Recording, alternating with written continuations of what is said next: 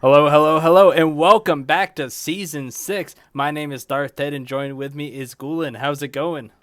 It's going great. I'm ready for some exciting League of Legends games. Hell yes. And we got everybody into the lobby right now, and they're just waiting on us. We got Ocean versus Scuttle Crab. Some returning players from, pretty much every season so far. Some new faces. And yeah, it's going to be an exciting one. What Yeah, lane do you. Ocean's rocking the iPond tag, which I dig. That's a solid one for Ocean. Oh, that's super solid. What lane do you think is going to be the most exciting out of this game? It's always fun to watch, what kind of trickery Aduma is going to pull off in lane. So we'll always have to keep an eye on top there. Another thing is that the bottom lane definitely has some higher ranks around there. Like I think Jmu and ZM are gonna maybe bring some action there. We'll see some heavy conflict. But it's been a really interesting season for the jungle so far. Um, Although I don't know as much about these junglers in particular, it's definitely a role that has a lot of impact on the game at the moment. Yeah, actually, the funny thing about this matchup is both junglers, 420 Blazing Nerd and Vash's Stampede, were both supports previously, and they swapped to jungle just for this season. So we'll have to see how that one plays out. If there's a little rust there or unfamiliarity to the role. Yeah, I think we've actually seen a couple people swapping around between jungle a lot this season. Maybe it's just trying to fit with the new way that the ranks work for the Rekt League now, and trying to make sure that your team is still valid, or people just wanting to try out the new jungle. Yeah, well, let's see. All right, and with that, I think we're going to be getting into Champ Select real soon here. Trying to get this game on the Rift as fast as possible for you folks. But going back to the top lane between Rubber Band Man and Dolma, we know Dolma has been pretty much the either primary or secondary carry for his team pretty much every season. Rubber Band Man is a new face though. We've only really seen him in a couple of zombie scrims, but every single time he's been absolutely blasting people. And then, true to his name, he'll end up losing game after it. Just bouncing back. As soon as he succeeds in the early game, he rubber bands back to losing the late game. Oh yeah, Well, maybe the trick here is that if Adulma wins the lane, then Rubber Band Man will actually rubber band into victory in the late game. we'll Maybe have that'll to be the see. trick here. All right, looks like they're good. Oh no, 420 Blaze It Nerd saying season 7 baby in chat. Oof. Awkward already. But He's just getting excited for just next getting season. excited for next season as well. Yeah. Fat fingered that one. All right, but so running down the rosters. Oh, never mind. Just getting straight into it. Okay, and we're back. So I'm expecting a Callista ban coming out against Jmu because Callista right now is absolutely busted as a champion. Yeah, Close is really strong, especially in these coordinated team fights or team 5v5 matches where they're actually going to be able to coordinate and protect her. Also, not surprised at all to see Mordekaiser being taken off. At least in solo queue right now, that is just a dominant force in the top lane I and can remove someone promise. from any team fight. Yeah, that is true. And I mean, the Swain ban also is not very surprising at all either, seeing as how Odomo plays that champion to near perfection and almost hit diamond with it. Yeah, I have to assume that Swain is targeted at the top lane for Duelma. I don't know if Aether Fox has a history of playing Swain, but that's probably for Duelma. No, not to my knowledge. Two jungler bans coming out next though, the Sejuani and the Olaf. Taking those away. Two very straightforward junglers. They don't really have any you know, they're just very easy champs to play, I would say. Yeah, they're high impact, especially. I mean, we've seen Sejuani do really well in the Rekt League in the past. She's always been like a sought after jungler just because of her ability to set up plays. So it's not too surprising to see him taken away. So they must have something else up their sleeves. Ornn taken away from Adulma there, and then Thresh actually taken away from Worthy Dust. I guess they've scouted him out and seen that he's really comfortable on that champion. It's a Maokai first pick for Scuttle Crab. I'm assuming that's going to be going into the jungle for 420 Blaze Nerd. Given Yeah, it's a nice flex pick though, at least just in case. I don't know if Adulma has a history of playing Maokai, but he could if he wanted to. I mean, if anything, he's probably going to be playing Meowkai. Yeah. If he's playing Maokai, he's definitely playing Meowkai. And then, Senna picked up. yeah, Senna Nautilus pickup. So Yeah. I'm assuming that's going to be a fasting Senna for Jemu, which means he's going to be going to Sickle and allowing Worthy Dust to actually farm up, which means Nautilus is probably going to build a Protobout and go for a very aggressive type of build, trying to get some damage on him. Interesting. Yeah, Senna's another great flex. Although I mean, I guess they're not flexing it here with the Nautilus pick because that kind of shows their hand as to what they're planning to do with it. But it's still gonna be a pretty strong bottom lane. It's a lot of CC as well built into that kit. Indeed. And Syndra for Aether Fox is always a tried and true pick for him. Very comfortable on that champ. Does a lot of damage and usually can get some solo kills coming out. Yeah, hard to go wrong with Syndra. I mean, it's immobile, it's susceptible to ganks, but you'll always be able to blow somebody up later in the game. Senna's already looking like a good target for that. Galio, however, not looking like a good target for that. So good pick by them. All right. And we're going to have to see where teams target their bans. We don't have a jungler for Vash's Stampede yet. And actually, this could be interesting. Galio, it is a Phoenix pick, but it could be flexed to Worthy Dust as well. Senna Galio is also really, really strong lane. Yeah, it's true. I mean, we'd have to think about then where we would see the Nautilus, if we'd see him in the top lane or even the jungle. I don't know if he's getting to play much in the jungle right now, but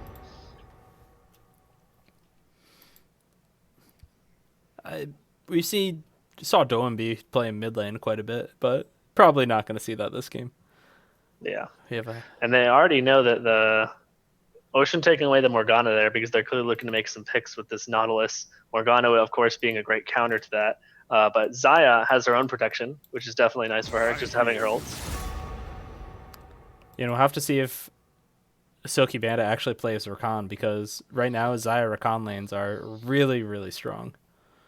Yeah, and they're totally leaving it open, so it's possible. And there's pretty much no way Ocean would take Rakan at this point. Like they can't flex that many supports. But it's just what Soul. I'm not going to read that name in chat says. There's just so much tanky frontline for this Senna and the healing she can put out in team fights, especially on top of a Nautilus and Galio and a Trundle at this point, is going to be absolutely insane. Yeah, definitely. Yeah, so Trundle, that's probably going to be in people playing that top lane or jungle, you think? Trundle jungle, most likely. Okay. Although it is a known Adolma pickup. Yeah, but again, that's kind of like it's a big flex that's coming on here. They don't know where anyone's going. Ooh, that's Urgot. an Urgot for Adolma. Mm-hmm. Hell yeah. Which see, that's the thing is, Adolma could play Maokai, but they know they want to put him on a carry, and if anyone can carry, it's Urgot. I do like leaving the counter pick up for Rubber Band Man though. On the red side, knowing Adolma will have to blind that. But yep, that's definitely smart. They know that's going to be a tough matchup, so giving him the advantage of at least being able to counter pick. Although, really, what are you gonna pick into Urgot? Trundle, maybe Galio, Yeah. maybe I don't know. There's a lot of good picks. Ornn is off the table, and there aren't. I don't know. Kled is probably the best Urgot counter, but they ended up banning that one away. And they go for the Shen, which I think that's the hey, screw this lane, I'm gonna go somewhere else character. So, but they've that might no work. damage on their team right now. Yeah, this that Maokai, is true. Without an AP mid laner. Yeah, this Maokai is going to be absolutely beefy during this game. It's 4 tanks and a Senna who doesn't build attack speed and has a she just a regular auto attack. So she's gonna it's gonna be really, really hard for them. I mean, I guess Vash could go for a Trinity Force Trundle build, but it's still a Trundle. I mean, even then though, it's like they don't have that late game scale hyper. They're not even having this tank pick with a Tristana or something to fill out the late game. I mean, Senna is a strong carry, but not in the sense that she's gonna be annihilating people when she hits 6 items or anything like that. Exactly, and she does do a lot of damage, but it's just you got to get through a Maokai first, and I guess Trundle can steal ult the Maokai, steal all the stats, so he'd be a little bit less tanky, but you have to deal with a Pike and Urgot frontline as well. It's going to be a little bit rough if um, Ocean doesn't make some moves early on into the game.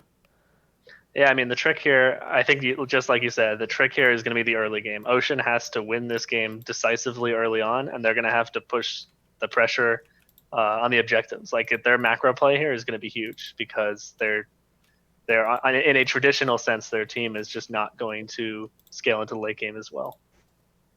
And there's so many damage threats on Scuttle Crab right now as well with Zaya. I mean, even Pike as the support. There's so many ways in which Scuttle Crab can kill Ocean, which is the opposite of Ocean. There's not many ways to kill, but man, they might just win this war of attrition or make the right picks. I'm really hoping that we don't get an Ocean Rift and that Ocean Drake doesn't get their own Dragon Soul because that would be absolutely ridiculous. Nobody would die on their team. It'd be so hard to kill any of them. Yeah, they're probably looking. I mean, a Cloud Soul would probably be best for them, or a Cloud Map, just to give them that speed to make the catches. Because I think that's why you see the Morgana. I don't know how much they planned this from the start, or if they kind of just improvised it throughout the course of them picking. But the Morgana ban coming out is definitely a big signal of like, hey, we really need to be able to catch people, and this is one of the best characters at preventing that. Yeah, that is very That true. being said, I mean, Galio and Trundle, and everyone has a way to catch somebody in some capacity. Nautilus obviously having the easiest point and click. Syndra is going to be a big target for a lot of the CC. I mean, like we were saying, she is really strong, can dish out the damage, but one of the least mobile mages you could possibly play in the mid lane. And I mean, Pike can again deal out the damage, he can make picks, but in terms of peeling, we're going to have to see if he can step up to the occasion and protect his Syndra from these dives. Yeah, we'll have to see if that happens. We got 45 seconds left on the spectator delay, and then we'll be getting into game right after this. And I mean, it's just gonna be a spicy one. It's either gonna be really, really spicy, and there's gonna be a lot of fighting going on with all this pick potential, or it's going to be really boring, and we're just gonna see slaps all over the place and nobody actually doing anything.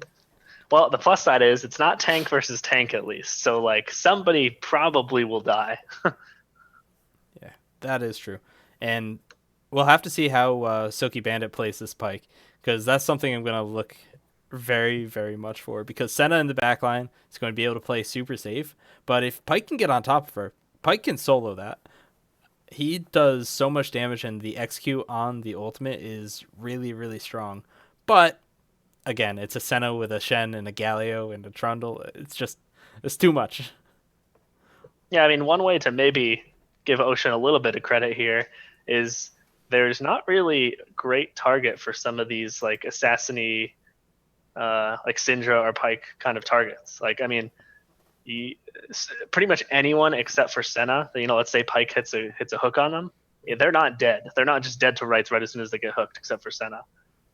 Same with Syndra. I mean, like her ult, she pretty much has a one ult target, and if Senna can just play back, Syndra's gonna have a hard time deciding who she's gonna expend her ultimate on. And even then, like, how much will it really do?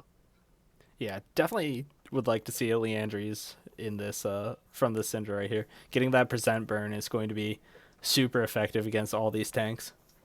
Yeah, definitely. We're gonna see as much tank shredding as possible. I think Urgot probably will do pretty well against this tank lineup, though. I mean, his ultimate is going to be able to it executes at percent health, I believe, so that's going to still be strong against these tanks, and he has a lot of sustained damage. So between him and Zaya, I think they should be able to take them down pretty well. Indeed. And we do see that the lethal tempo for the Zaya, which means every auto attack she's going to be doing will be faster and faster in the late game. Building that crit build will be really, really strong, but I I don't know if it's going to be enough if it ends up getting to late game. I mean, the Senna healing is going to be absolutely massive. This is going to be an interesting one to watch. Both teams basically knew what they wanted to draft, and both teams got it. Yeah, you want. I mean, again, I wonder how much they thought of. How much did Ocean plan this tank comp before they came in here, or how much of it kind of just happened as they were picking champions and saying, "Oh, I would like to play Trundle and I want to play Galio." Because, in some ways, you can see some strengths and maybe reactions to like a Syndra pick, but in other ways, I mean, their team comp it's unorthodox, which certainly doesn't mean it won't work, but it is very unorthodox. That is Whereas true. Scuttle Crabs is looking pretty. That's a pretty standard team. And we got some big moves right off the rip. Worthy Dust running it straight down mid lane, pointing out where he wants to go, pinging everything. We have a little bit of a fan out coming from 420, the side of Scuttle Crab, and nobody's going to be spotted so far. But CLG Worthy Dust leading the charge on this Nautilus, going in, getting the ward down right here, but still not going to be spotted out. Scuttle Crab playing super defensively. They know something's up. Oh, I think Adulma just spotted them. Oh yeah, he's going to walk away. Yep. There And it is. now they're trying to figure out how to react, if they want to go in or if they just want to back out. They don't have any ward coverage, so they really can't walk in there. I think they're just going to play defensively. Yeah, it looks like everyone's just going to back away.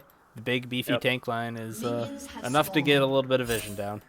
And so even right now, like, look, Scuttle has no idea that Ocean is left. As far as Scuttle's concerned, they could still be sitting on that red buff because they have no vision in there, which actually might mess with their start, right? I mean, like...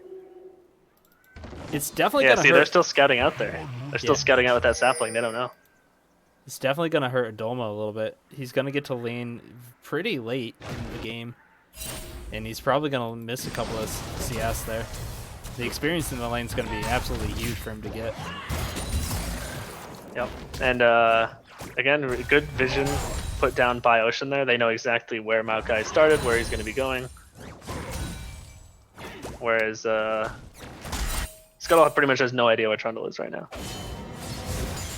Yeah, that's one of the huge things about picking the Nautilus. Having that giant hook come at you and the CC from your auto attacks. You can just pretty much invade, get all the vision you want, and just bully the other team around before minions even show up to lane. Yeah, there's not many characters that have 2 CCs at level 1. In fact, he might be the only one. With his passive and with his hook, I mean, the lockdown is crazy at level 1.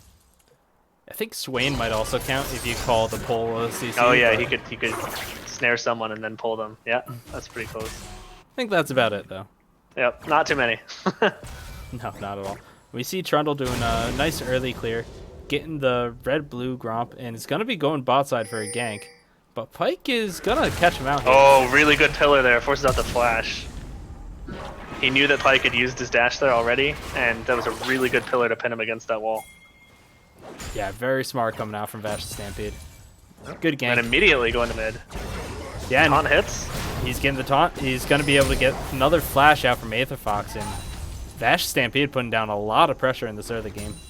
Yeah, I mean, no kills, but a lot of pressure and a lot of impact on these lanes. I mean, now Scuttle basically has to operate these lanes just down some of the most critical summoner spells, which means they have no margin for error against their lane opponent.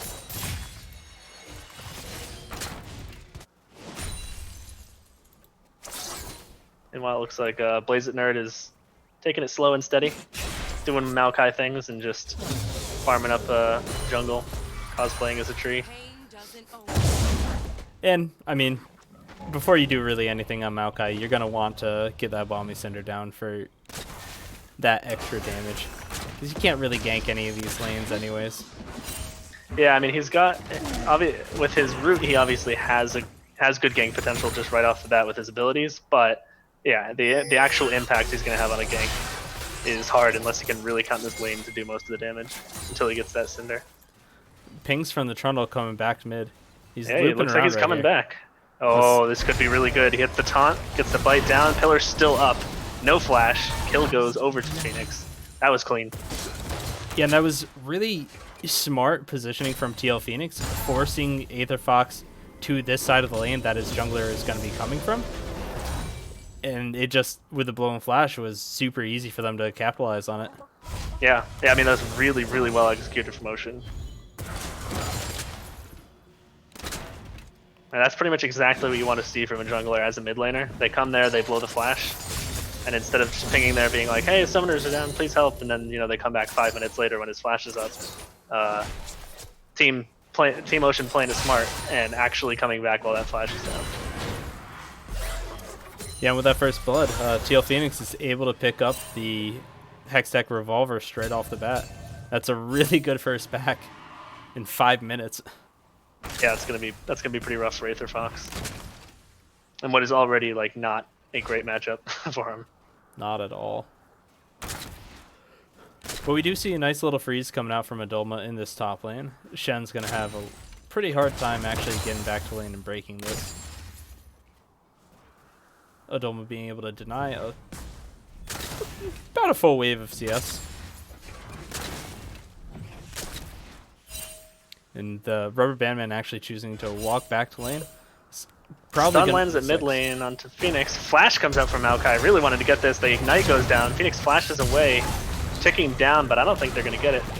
And the chase Dash is there. Sapperling not enough to actually take him out. Yep. Flash burnt, but I mean, so is Maokai's. Maokai's flash is also down. And here comes Vash at the mid lane. Syndra just used the E. Yep. But he's okay. And that was very smart from Aether Fox. He's actually hovering the side that he saw, the opposite side that he saw Trundle walk away from. So he knew that there was potential for another gank.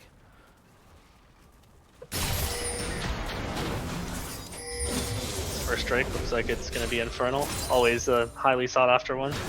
I get that damage. Especially if your team Scuttle, I think. I think having damage to get through all these tanks is going to be really big. Yeah, it's going to be absolutely massive. We see Trundle going for the Scuttle Crab again, just keeping the vision down. And with so much priority in the bot lane and mid lane, could solo it if he wanted to try it. Yeah, but it looks like he wants them to try to make something at the bottom. I mean, I don't know if they're ready to dive right now, but they hit the hook onto Pyke, but he's pretty slippery. I don't think they're going to get that kill. Yeah, Pyke able to get out of that pretty easily. And all it does is allow for the bot lane to reset right now.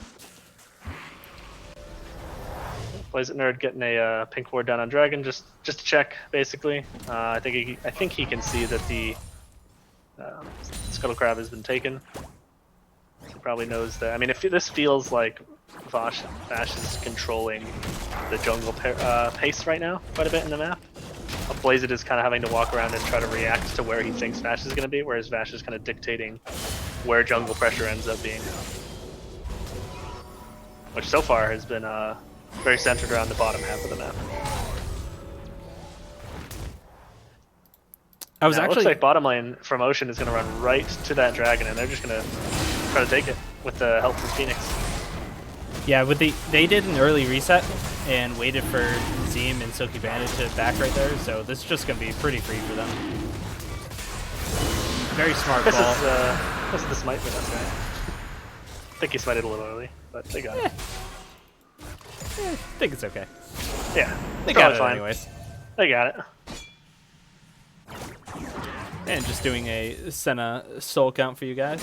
She is currently at 27 souls in 8 minutes, which is really good. Being able to put down a lot of poke in this lane, having the threat of the Nautilus hook with the Senna range. Pings in the bot lane though. Pyke looking for a hook, missing it, gets rooted up. Zeem going in with the feathers. Storm gonna get the root on a Nautilus. Never mind, just barely missing. Now, aggressive Xyle up there. I mean, you don't see that used offensively very much because of how long it can take to land, but maybe that's why, because it didn't really do much. Yeah, and Blaze Nerd was there to follow up on the play, but it's just a little unfortunate. Pyke kind of going forward scared the bot lane promotion back before Maokai could even be in position to do anything. Yeah, I think they may have kind of tipped off what was happening there before it happened. Ooh, gank for the top lane though. Adolma spotting out Vash on a ward, and it's just going to take a bite for his trouble. Yep, just reminding Adolma that he's there, and that he could show up. That's basically it. A little bit concerned for Aether Fox right here. He does have flash up, but he's shoving into the Galio as Trundle's coming down. We have to see if there's a play. Oh, it's a little impatient. Yeah, misses. They could have let the lane move up there, but kind of went for the taunt anyway. When Aether Fox was already in a pretty safe place. Gank in the bot lane. Pyke is going super low. Maokai also they're just not letting the lane shove up when they go for these plays. Looks like we have a gank at the top lane. Adolma getting low, getting chomped up. Pillar isn't used there. Uses the dash. There, Oh, that taunt at max range. Oh. Wow. So Doma able to flash out, but Rubber Band Man flashes with the auto to take up that kill. I thought that pillar was going to stop Got against the wall. And I also did not expect that taunt to hit. Yeah, I mean, basically that worked out really well for Dulma, and then really poorly. He just squeezes past the pillar, and it looks like his freedom is in sight. But then Rubber Band Man hits that max range taunt, just barely hits one of Dulma's many legs, and manages to taunt him for the kill. Putting his own flash as well, so definitely worked. It is indeed. But we see the Bramble Vest getting picked up from Jen. Gonna mitigate so much of this damage coming out from Urgot. It's gonna get a little bit more rough for Dulma in this lane. Yeah, and at this point, I mean, we gotta see something happen from the Scuttle Crab jungle if we want to see this game start to move in a different direction, because it's not even that he's power farming and, you know, he's just biding his time. I mean, he's down in kill pressure, in map pressure, in kills, in map pressure, and in farm. See Gank in the bot lane, but Galio is here with the ultimate Trundle as well. Zeem's just gonna die to the Ignite for Worthy does. Flash forward from the Nautilus, gets the root down, but ends up going for the Cinder instead of the Pike with a hook, and he gets out.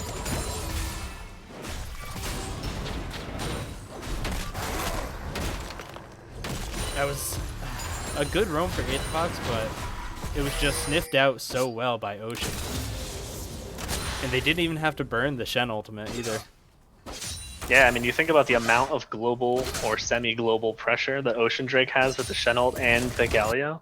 I mean, that's really terrifying. Like, you can never really know or feel confident that you're actually taking a fair fight until it's too late. Yeah, this tanky team comp from Ocean is looking better and better. Surviving so much, being able to dish out so much damage. Yeah, I mean, so far they are definitely executing on the game plan that we talked about, which is win the early game and win it hard so that it never gets a chance to get to the point where you're going to be hurting for not having the high damage mage or AD carry. And unfortunately for them, the next Air Drake is going to be the Air Dragon, so Air Soul not on the table for today, but it still could be that Ocean or Mountain Soul, which both are still very good for their team. Yeah, I mean, you think about this tank team with a Mountain Soul. That's yeah, just an invincible wall rushing at you. Nobody's going to be doing anything to them. Yeah. Even Ocean Soul. They just regen literally everything you do. Yeah. I feel really bad. It looks like they're setting up for it. There's so much vision control from Ocean right here up the river. Yeah, look at those pink wards. That's impressive. Yeah, and the priority in both lanes, mid and bot lane, so they're just going to walk up to this. It does look like they're going to... The Scuttle Crab is going to try to fight. Oh, nope. They called it back out. Just a bit too slow. I mean, you could see that, you know, Aetherfox was kind of almost there, and the bot lane was being pressured out, and it was just... Ocean had control there. So that was... They were, you know, exerting their dominance that they've had for the first part of the game. Continuing that in to take another Drake right on timer, too. And now I'm expecting the game to kind of slow down a little bit until that third Drake actually spawns again. We see Trundle come down, clearing out wards. He's gonna. I think we got an Ocean Soul, right? Yeah, we got Ocean Soul. Yeah, Ocean Soul. All right. It's gonna get bad. Yeah, it's gonna be hard to kill anyone right now. It's gonna be really really hard. Some action at the bot lane. Yeah, Pike going coming down to Trundle, but Zeem comes out too early. Unfortunately, right there. Zeem's still in the backline, untouched, but three-man root from the Senna. And now Hook onto the Pike. He's able to flash away, but unfortunately, no follow-up. Both teams just going to be licking their wounds and walking away. Yeah, really, really close onto Bash there. He was able to regenerate enough health that the Pike ult did not kill him. That's super unfortunate. And Adoma going for a really strong trade in the top lane, just so Rubber Band Man couldn't actually ult down to get into the fight. He loses most of his health and has to back, but I consider it worth since none of his team died in the bot lane skirmish. Hook onto the Senna though, getting the root. Oh, blows the channel and they need to run away. Trundle's here as well. Zeem is stunned up and now Pike goes down as well. That's 2 kills for the side of Ocean. Yeah, I don't think Scuttle had any business trying to make a pick onto Ocean there when they knew that Adulma had just left the top lane and that Shen was there with his ult. That was not the time to be picking a fight, and they paid for it. We get a Galio here as well. 5-man stack. Walk down for the last auto attack on the turret. Yeah, Aether Fox is, you know, getting what scraps he can at the mid lane, doing some damage to the tower, but I mean, it's certainly not worth your bot turret and bot laners. Definitely. Xayah has been farming super well though. 108 CS is almost the highest in the game. Almost has that Essence Reaver completed. And after one item, Xayah starts putting out a good amount of damage. It's just looking more and more dire for Scuttle Crab. They just haven't been making it many early plays, and they've responded okay to some of the plays that Ocean's been putting down, but just not well enough. Yeah, I mean, really the only thing that Scuttle has going for them at this point, and really the only thing that's keeping the gold lead not that crazy, is their farm. Doom was farming really well in the top lane, Aether Fox is farming really well in the mid lane, and yeah, actually all across the entire board except for jungle. Scuttle's winning farm, which is why there's only less than a 2k gold lead, despite all of this pressure. Yeah, and the craziest part about the jungle farm is that Vash has been ganking every single lane, just so much pressure on the map, and he's still out farming 420 Blaze It Nerd. Yep, although victory for Blaze It Nerd here, he just picked up the Rifty, so that's going to be nice for getting them back in the game. Maybe pick a lane, put some pressure into, and take back a tower of their own. Yeah, I think they definitely want to try to force that into the mid lane. Missed taunt in the top lane for Rubber Band Man. It's going to be pretty chunked from this trade, but Adulma is already at half health as well. Yeah, I mean, you look at the items that are on Rubber Band Man right now, that's going to be really difficult for Adulma to win that fight. A good pillar coming out. They get the flash taunt from Rubber Band Man, and they make it look easy as Adulma goes down. The ult coming out from Maokai, but, you know, too late. Those roots move too slow. Way too late there. And that was sick from Rubber Band Man. The flash taunt coming out. And you said it. The dive was just executed perfectly. Yeah, I mean, they were both on the same page there. They knew that they were going for that. They're both tanky enough that they can take... Whoever takes the tower aggro is just going to be able to tank it. And Rubber Band Man's looking really good this game, I'll say. Yeah, it definitely is. Going up nice toe-to-toe with Adulma. Ooh, Teal Phoenix under turret. Takes a couple of shots, but the Nautilus ultimate is enough to dissuade him. Yeah, and that's kind of what we're talking about, right? When you've got these 4 tanks, I mean, you've got these beefy people who can put themselves between whoever's in harm's way and the other team. And it makes it really, especially when you're behind as Scuttle, it makes it really hard to like mentally want to commit to these fights when you know that somebody could just stick on you. Yeah, and it's going to be even harder when they get the Ocean Soul in about 10 minutes. It's going to be really rough for Scuttle in this one. I mean, the game's not over by a long shot, but they're going to have to start trying to make some plays, trying to get some picks if they want to come back in this game.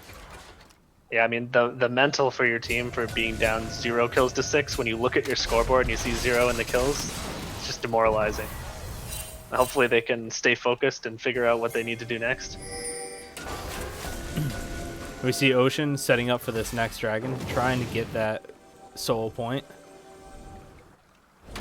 They are backing off after setting a couple of pink wards and getting the shove on mid lane. Yeah, it's a tough situation. Shen's pushing top. He's got his ultimate up. He's going to take that tower while all this nonsense is going on. Yeah, and they're basically forcing Scuttle Crab to try to make a play. Try to do something. Either force the dragon, take that away, or you're going to lose even more. Hook on the Nautilus, but it doesn't start the fight off. Oh my, nice good hook onto the Xayah though. Thunderstorm come through. Maokai ultimate through the whole team. Zonia's 4 seal worthy does. Taunt coming out. Everyone, so much chaos going on. Frontal kills the Aether Fox going down. Adulma with a double kill, picking up the triple for himself in the middle of everyone. Gonna get the Quadra right here. Oh my god, this guy is huge. 4 kills for the Urgot, winning that team fight. That looked so dire, so bad for Scuttle, and then Adulma just steps forward and wipes them all out. Yeah, a fight that started as what looked disastrous with Xayah getting hooked right away, ends up with a quadra kill for Adulma, getting that fear beyond death fearing 2 people, getting in second kill, picking up a third. I mean, Adulma brought it there in that fight from a position of 0-2. I mean, he really had nothing going for him. He just managed to pull it out. He was in the right place at the right time. That was crazy. Yeah, an unspoken part about that fight was the Maokai roots literally just spanned all the way across the river throughout all 5 members of the Ocean Drake squad. And, I mean, it allowed for the Xayah to get off a lot of damage. She did... no, she didn't end up going down. Yeah. No, she's good. So that basically saved her in that fight. Yeah, and that actually does harken back to what we talked about, where Xayah is actually a really good pick into a comp like Ocean's that's based around like picking someone out of the fight and just taking them down behind your tank line. But Xayah is one of the AD carries who can protect herself really well, and that's what she did. She just ulted as soon as she got hooked, and then that gave the rest of Scuttle enough time to get into position and deal out the damage. Yeah, really good team fighting right there from the side of Scuttle Crab, and we were saying that it was kind of looking like the game was going to be over, but with that fight, they're back in it. Less than a 1k gold lead right here. Yep, and I would, you'd start to get worried if you're Ocean, because Ocean needs that momentum and they need that early game victory, and even just a little bit of hope for Scuttle Crab here might be enough to bring them into the late game where they will almost surely win.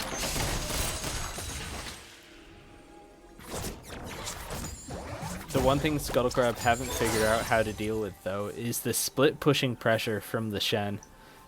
With the ultimate and teleport available, he's just going to a side lane, pushing into a turret, and Adulma's looking for a play right here onto Jemu. Don't know if they're going to get anything, though. And the trick is, those 4 kills have definitely put Adulma back on the board, and he can totally match Rubber Band, and which is good, because before he actually might not have even been able to do that. But of course, the trick here now is that's all 4 of your kills are on this guy in the split lane. Meanwhile, Ocean's kills are spread out pretty evenly. If they make a 4v4 pick in the middle, that looks like that's still probably going to favor Ocean. Yeah, and I do like the adaptation from Ocean. Even though they picked 4 extremely tanky champions, most of them are building damage. So they're going to have the ability to put out a lot in these team fights.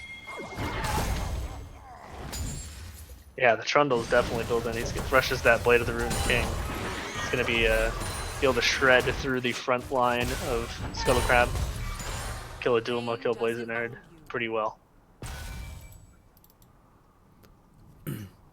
Alright, and it looks like we're getting a little bit of lull in the action right now.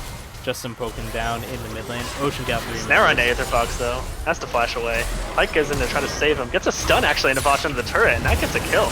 Sentinel coming out too late. That was a really nice Pike play right there. Yeah, he saw the play. And he made it happen. Yeah. Oh, another mid lane. Sorry about that pause. Novelist is going to go down. Pike ult doesn't get used. Shen ult is up onto the Galio. Galio super tanky as well. Gets a 2-man taunt off in the backline. Team going super low. Goes down to Jemu. 3v4 right now. Novelist goes back in. Got in here, putting out the damage. Shen has to flash away. Pike comes out and hits him just barely. Maokai coming across, and that kill goes over to the Maokai. That was a 2-for-1 in favor of Scuttle Crab. Alright, so that team fight right there, that is the problem with Ocean's team comp. I mean, they pick people and then they just don't die. They need something. They need like one more big damage threat, and they don't have it. It's just a little unlucky. They played this early game phenomenally, but well, there's another pick flash from Pike. Yeah, stun up. Phoenix is getting picked out. He ults onto Bosch, which is going to give him out a little bit. Aetherfox is on, he's in the middle of the team. Adulma's getting really low. He goes down. Senna and dealing with Pike on the back line. Meanwhile, Worthy is chasing down Maokai. I think Silky Bandit's going to get away, but that's 2 members down for Scuttle and only 1 for Ocean.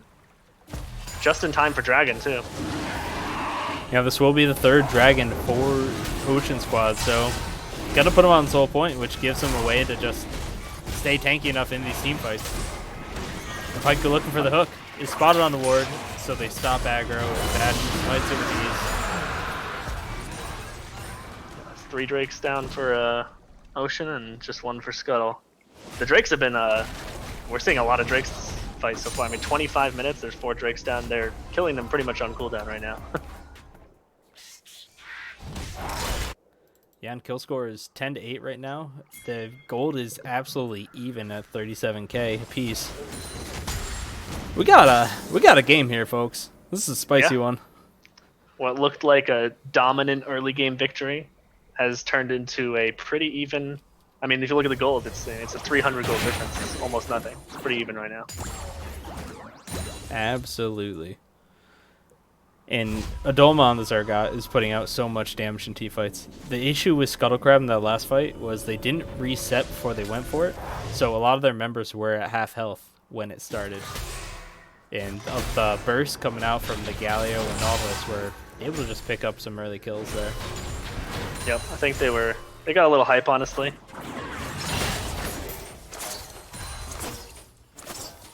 A little bit of fighting going on the top lane. We got a TP coming out from the Galio. Taunt come down onto Adolma. He's in the mix. Taunt coming out, getting the double taunt. Oh my god, Adolma's in a really bad spot, but he's doing so much work. Silky Bandit is here supporting him, but he's not really doing much. Maokai is here with the ultimate. Roots coming across. They get the kill onto Adolma. Shield coming across instead of saving the rest of the team. And they might go for more here. Front of Pillar coming out, but it seems like the call is to back away. Yeah, I'm not really sure what happened there. I guess Doom was just a bit too far forward. Or I guess, actually, I mean, really, Silky Bandit, I think they were looking maybe a little too aggressively without the vision to back it up, because I think Silky Bandit was trying to catch Rubber Band Man there. Yeah, it was a really good TP from Phoenix to support his top laner. Using those globals super effectively. Yeah, Shen and Galio, who have global or near global ults, also have teleport. Yeah, that's so insane. Both of them can just sit in side lanes, push out, and then group with a team by ulting. Yeah, I mean, if you're on Scuttle Crab, you have to change like your mental state about how you approach a fight or what appears to be a pick. If you don't think you can make that kill happen within 5 seconds and you think it's going to be drawn out a bit, you need to realize that Ocean has the ability to respond to that so much quicker than your team does. Absolutely. And we did see that earlier in the game with Aether Fox roaming down to the bot lane. He just tried to set up a 3v2, but it quickly turned into a 4v3.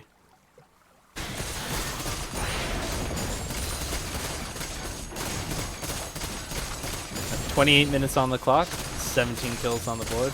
Next dragon is spawning in about 3 minutes. Probably going to see another fight there. Blazing Nerd taking away the Scuttle Crab, getting the vision down. Yeah, that's a nice pickup there. This does seem to be the game all about the Drakes. They're just all the major fights have been, or many of the major fights have been centered around that, which actually works pretty well for Rubber Band Man, who's just been sitting in this top lane, farming up, and sitting there with his ult and teleport, ready to respond to whatever happens. Yeah, we do see Adolma having to respond to that push. This farm difference is actually really significant between both teams. Oh, we got a bushwhack coming in here. Vosh is going to go down. Or no, he's not. Galliwell comes down, knocks out 4 people. Vosh is still alive. Sentinel hits everybody. The tanks are not dying. Aether Fox gets a flash in the J-move, trying to kill the backline. Just picks him up, but he goes down himself. And that bushwhack turned disastrous. And Adolma looks like he might be disconnected. Oh, I wonder if that had happened during that fight. That's really he teleported in, walked over, and then just kind of stood there. He definitely disconnected there, but since he's in the middle of a team fight, his team's not really listening to him to say pause it. So yeah, right. Well, we'll see if they're good sports and they let him go right here. I feel like maybe they should, because he looked very AFK there when they picked him. They even question mark pinged him instead of feels bad man in chat. Yeah. So hopefully they let him walk away here. Although, I guess if they don't, that's up to them. Fair game. Yeah, it's fair if they want to. It's just how sportsmen they want to be here. Oh no, they're going for it. He gets out anyways though, and Root under turret. That Stampede is gonna die, and now they might get Phoenix as well. Oh my god, making him pay for that greed. That's what happens when you try to BM. Oh man, that's karma right there. That's perfect. Maybe it wasn't a lag. Maybe he didn't actually disconnect. Yeah, super bait. Yeah, it's just super bait. 10 out of 10 playing. Well, with that, Adulma is going to finish his Righteous Glory, adding some engage power onto the side of Scuttle. Although, honestly, most of the... I mean, they really are just kind of about disengaging right now. Most of the time, it's just Ocean running onto them. And Scuttle Crab trying not to die. Yeah, but this Ocean Drake is spawning right now. Neither team is actually set up for it, though.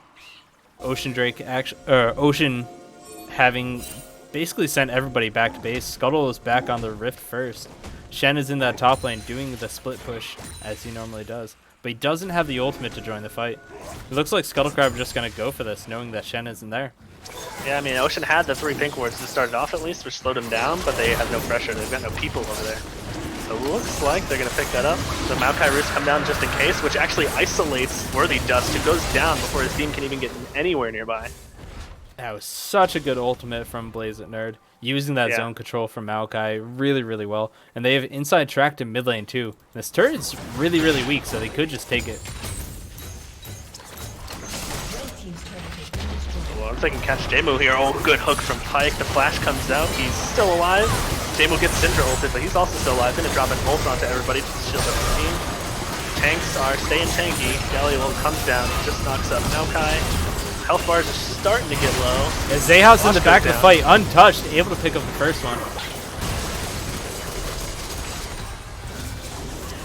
With the cost of 2 members, they managed to take down Vosh and get a little bit of damage on this turret, but that's definitely enough to slow down the momentum. And now Scuttle's going to need to get a reset here before Ocean's able to get a lot of pressure onto maybe looking at this Baron. Zeem in that fight putting out so much damage on this Xayah. They were trying to focus down Aether Fox, but they just couldn't quite get him.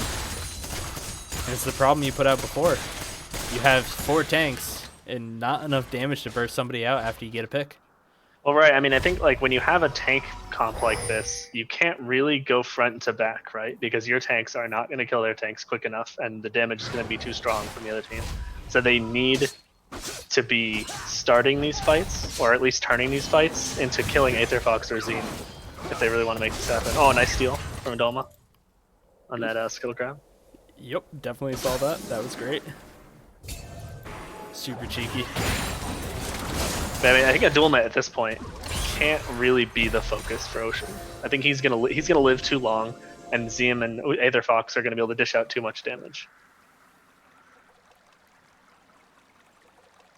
Yeah, and I mean, Ocean right now, they're still even in gold after losing a couple of those fights, so it's still good for them. They have this Shen who is still absolutely a monster. Level 16 is going to be split pushing pretty much all game with that ultimate off cooldown. Yeah, this Trundle build, I mean, I don't know Trundle that well, but he started with the Bork, obviously getting that huge damage. Coming out with the Thornmail next, which definitely the AD is super helpful, or the armor is super helpful against Udulma and CM. But he's kind of, it's like a little bit of a mix. He's not quite tanky, but he's not quite a high damage dealer. Maybe that hybrid is good for what they need, but... And I mean, if Ash is going to be in the front line trying to take down a lot of these tanks, he's going to have to worry about Zeem's damage. So Thornmail seems like a very solid item for him. Yeah, actually, I think I'm going to correct myself and say that, oh yeah, I forgot Bork is just OP and everyone's building it. So I think that actually might be the reality of what it is. Bork is just a great item. Because Shen has also got himself a Blade of the Ruin King there.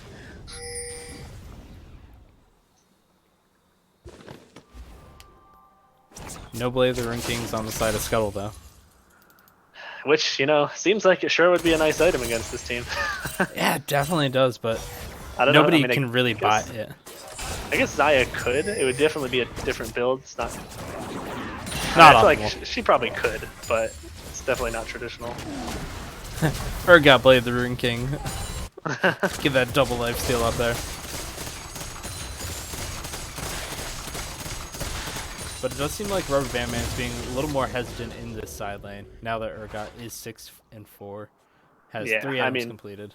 he was enjoying that early game where he got ahead from the jungle and was able to actually go toe to toe with Adulma, but now he knows that Adulma will probably kill him if they fight.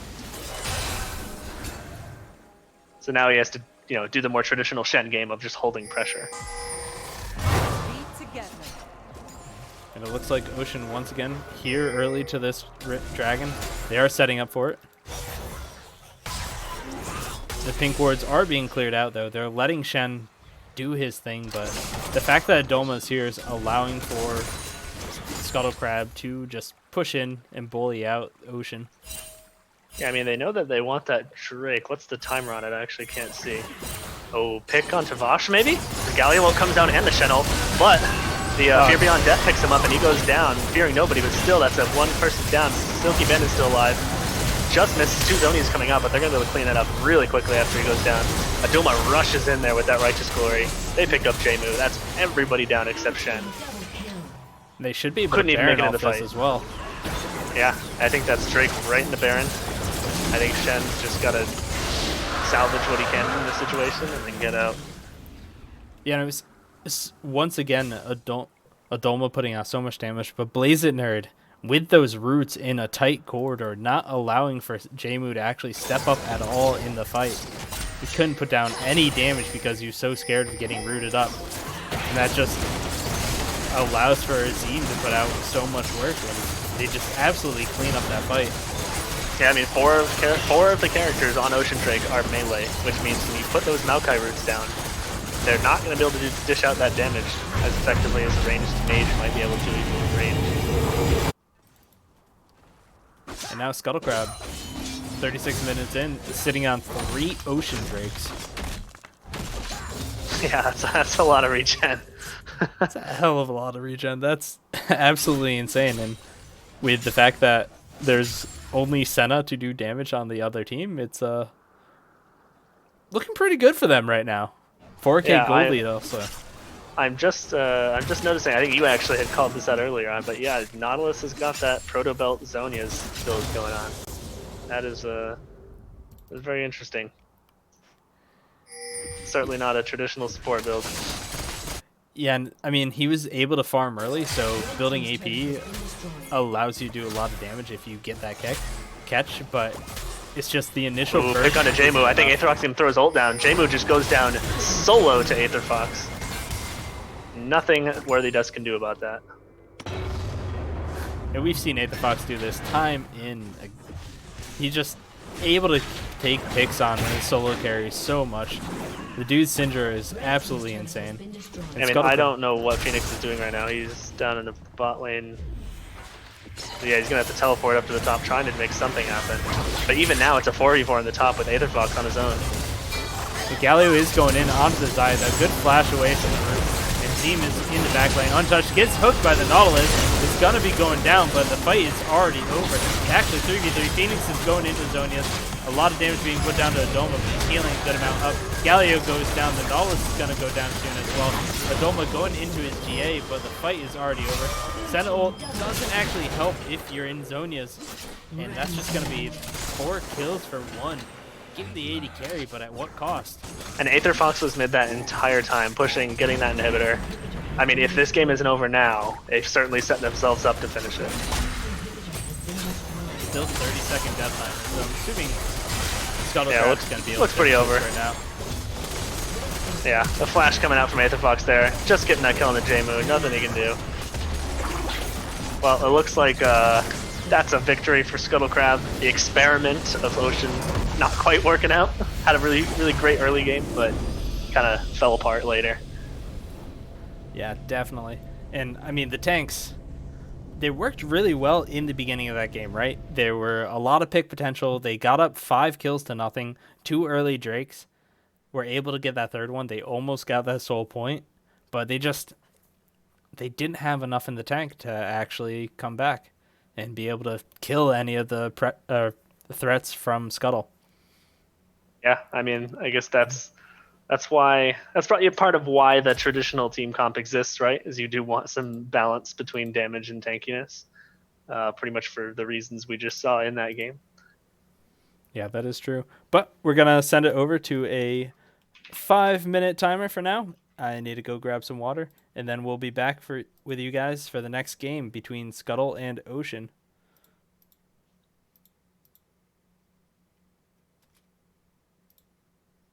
We off.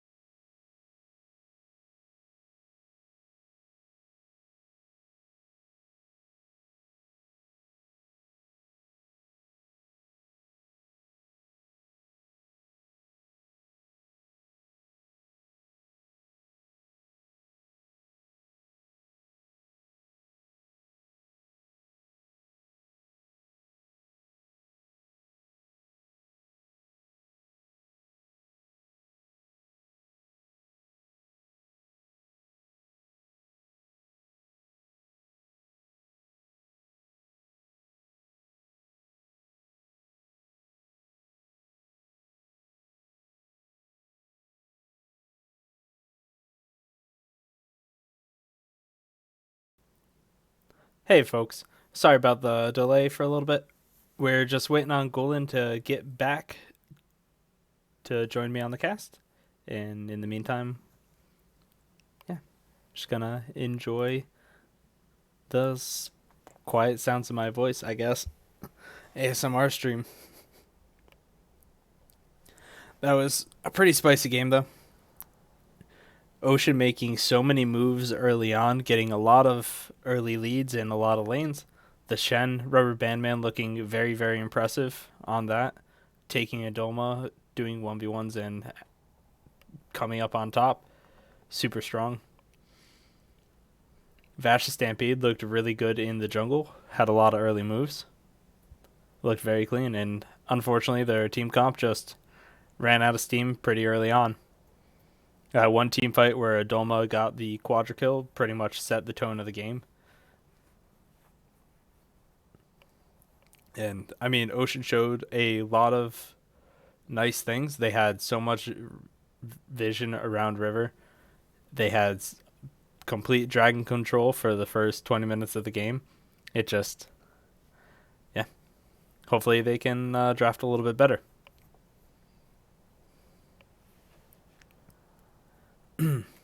Whenever Golan gets here, we'll start up. Should be soon, I hope.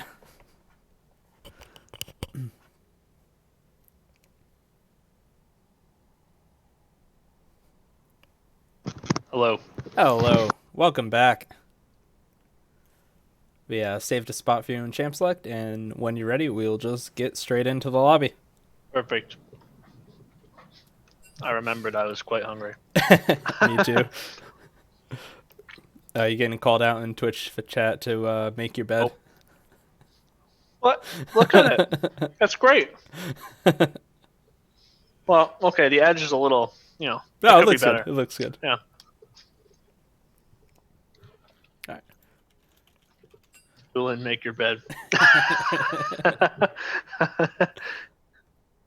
That's like tying your shoes after you take them I off. like Sable's approach. That's a good. It's kind of a good point. I do like this amount of bed making where it's like low effort, but it looks nicer. But it's not exactly up to military standards. Man, All right, looks like we're ready. It does. You're so close to being there.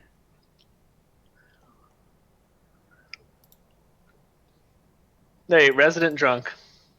You got it. You got it. That's exactly it. You got to fix it enough so that you look kind of neat, but not so much that you look like you tried.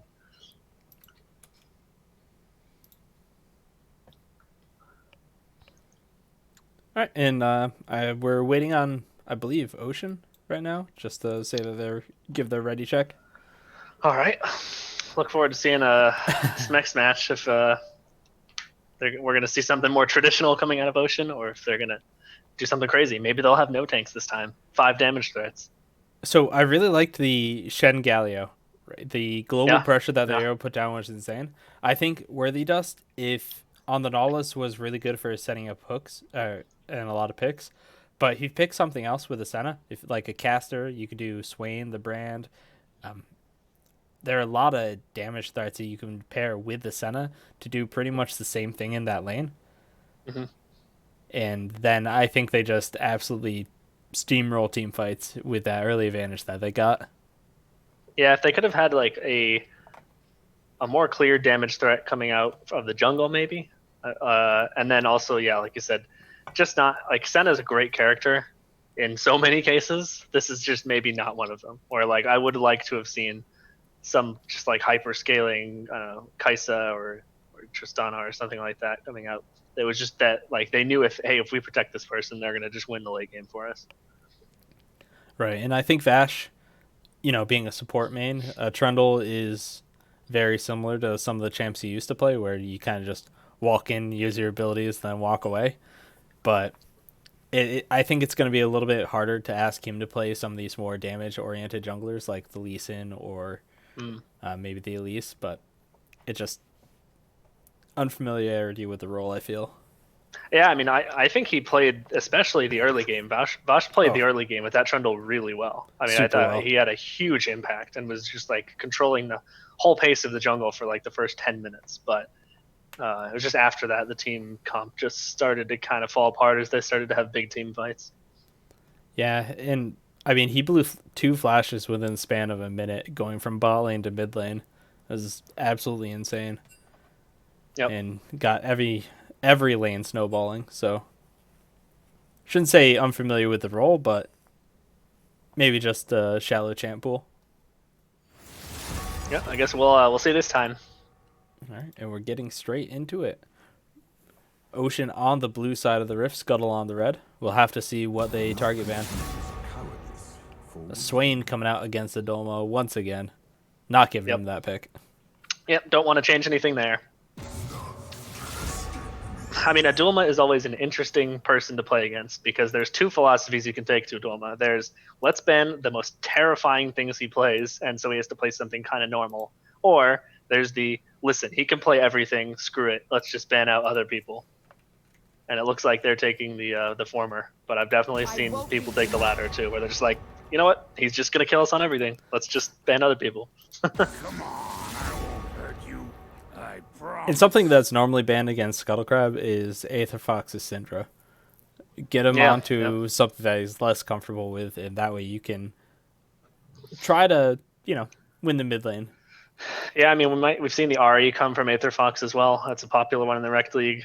A safe pick with a lot of damage. But still, you're right. I think Aether Fox feels super comfortable on Syndra, so it could be worth taking it away. Maybe in the second round if he hasn't picked anything. The Singed band coming out against the Doma.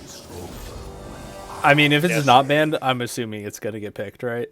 Yeah, probably. Adoma really likes that champion and has a huge impact on the game and also people's mental. Because let's be real, fuck Singed. Yeah, seriously. And Ornn was left up on the table, so Rubber Band Man will take that one with no hesitation. Yeah, I mean, Rubber Bandman looked really good in that last game. I think he has some confidence that he can lane against Aduma and do quite well. I would say he certainly had more help from his jungle in that last game, but he played everything well. Like all those ganks, he executed really well. So I think hopefully he's coming into this game with some confidence. We see a Jinx pickup for Azim right here. And, I mean, if they go for that same 4 tanks in Senna, Jinx is such a great answer to it. Because you can sit in the back line, put out so much damage with all those rockets. Yeah, it's a different approach for sure because on one hand, she definitely has that safe ranged damage, but on the other, she is way less capable than Xayah of protecting herself. She's going to need more peel. Whereas Xayah, I mean, we saw in those fights many times Xayah would get hooked to start it off or just sometime in the fight, and she could ult herself to safety while the rest of the team kind of comes in and fills the gaps, which Jinx definitely cannot do. So. And a Malzahar pickup for TL Phoenix, so we're not going to see the same tank lineup. Yeah, it's fun to try once. Maybe they'll do it again when people have forgotten about it. Maybe. Malzahar is always a great pick, though. Really safe. I mean, it's you can feel pretty comfortable playing Malzahar into whatever the other team is going to pick. So it's nice when you are blind picking like this. And then Zach coming out for Vash as well. That's a nice high impact jungler. A lot of gank pressure, which we saw Vash was really good at getting those early ganks. Zach is pretty good at that as well. And there's a lot of lockdown for this side of Ocean already. The Malzahar ultimate with the Ornal and Zac. It's just so much CC. They're looking to do a 5-man team fight. I just want to see a different AD carry other than Senna. Yeah, I mean, it could be a little better this time if they had something else to maybe complement it. But I'd be feeling pretty scared if I was ZM on Jinx right now against the Zac, Malzahar, and Ornn. I mean, you got to protect this Jinx because they're gonna be diving deep for her. I mean, they did team fight very well with the Maokai last game, sending those ultimates into choke points and not letting anybody get through. So if that happens again, Zim's gonna have a very, very fun time on Jinx. Yeah, Maokai was definitely a solid pick. I think 420 played it really well that game, and there's no reason not to give it to him again. taking away the Urgot from Adulma, so I guess we'll see something else from him. Yeah. Smart ban on the Callista as well. I think that would have been really strong with the 2 tanks that they've lined up so far, and also, like we said, that Jmu feels comfortable on that champion. And it would have been so good as an AD carry last game. Yeah, it would have been really good last It would game. have been actually. amazing last game. Able to I wonder dance if around all. they did ban it earlier. I think they banned it first round, whereas this time they waited till the second. I don't recall. Maybe they had banned it second as well. They might have banned it first round. Yeah. But we get the Nautilus takeaway from CLG Worthy Dust, putting him onto probably a, maybe his third ranged hook champion. Might be pulling out the Blitzcrank right here. Yeah, I was going to say Blitzcrank is the main hook champion that's left with Thresh, Nautilus, and Pyke out of the game. I think the only other champion with a hook is Darius, right? But we're probably not going to see that as support. Yeah, Darius support for those big hooks. You just have to flash, that's how you get the range. We got a Darius Blitzcrank lane. Cassiopeia coming out for Aether Fox. It's pretty spicy. Yeah, that's a good one. It's very strong into Malzahar as well. Yeah, it's true. Able I was to saying you pop can feel that. safe as Malzahar, but I mean, it's not like it's not the lane. The lane's over, but Cassiopeia, you're right. It's a good pick and go.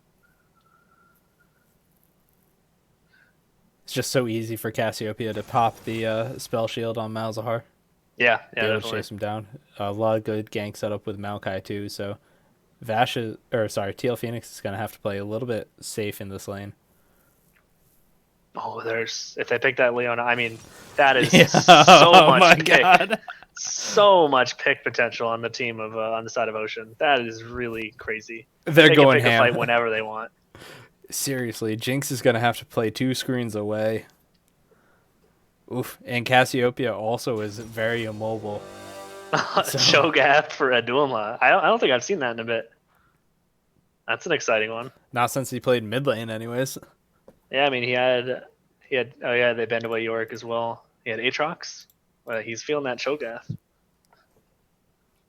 Yeah, this is going to be a very interesting game. Both teams have very standard front to back team fights, but I mean, the side of Ocean just has so much CC and long range pick potential that when they set up for these early objectives like they did last game and have 3 pink wards throughout River, they're going to make Scuttle Crab think twice before walking in.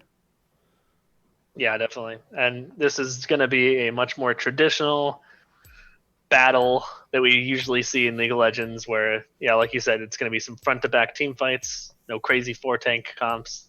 It's just going to be who's going to pick the best fights and who's going to be able to micro their way through them. Although I'm going to give the advantage to Ocean in terms of picking fights with this team. Definitely. Their ability to start fights is absolutely insane. And yeah, although Cassiopeia really good at disengaging and fighting while moving backwards. I mean, you could even say the same about Jinx. So there's definitely a lot of potential here for Scuttle to play this well. And if they can get Ocean to overcommit with one of their tanks, Zach goes in too far, Leona grabs a really long hook, and the rest of the team just isn't there because Cassiopeia's miasma cuts them off. I mean, there's good ways for Scuttle to play these team fights. yeah, and along with the miasma, you also have the Jinx chompers and the Maokai route to go along with it. It's just Scuttle Crab did that really well last game, right? Where they separated 2 of the tanks, were able to take them down early on, and then could focus the rest of the fight. Yeah, exactly. I think we saw the most of the success we saw was somebody dives in really deep from Ocean, but then Scuttle Crab drops the Maokai roots, which kind of makes the rest of the team go, I don't know if I want to go in there, and then they take out the tank that already dove in. So they really should just pick Tristana for Jmu and just jump in straight with him. Yeah, exactly. If everyone can jump in, then nobody's left behind. Smart plays right there, 200 IQ. Yeah, definitely. But instead, they're going to rely on stunning the living hell out of Scuttle Crab with this team. And I think, Ash Leona's going to be a pretty decent lane as well. Although she's a bit vulnerable with her lack of mobility to getting hooked by Pyke. But Leona can lock down Jinx in response pretty well, so it might not be too bad. Yeah, the nice thing about Leona into Pyke, though, is if Pyke goes in with his E, you can just stand on top of your AD carry and auto-attack him, and then he can't really do much after that because he used his all-in already. Yep, that's true. but we'll have to see how this lane goes. It's going to be interesting. And we'll have to see if Blazing Nerd can actually create some early game pressure. Because last game, Vash's Stampede was all over the map and dominating lanes. I'm looking forward to the Zach pick. Yeah, if Ash can pull out the same early pressure that he did in game 1, it'll be super impressive. Hell yeah. And there you have it. Are we going to get some dry ocean boys, or are they going to come back swinging? We'll find out in about 30 seconds.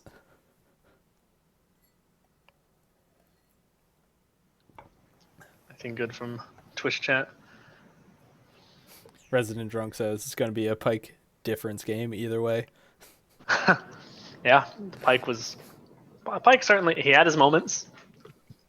It's some good plays and some riskier ones, but overall it was good. Favorite parts about the Pike play were when there would be 5 members of Scuttle around 1 tank of Ocean, and then they'd get him down super low, and then Pike would go up to ult, and then as soon as he came down, the tank would already be dead. Yeah, that happened threw it a out for lot. nothing. Yeah, it was good.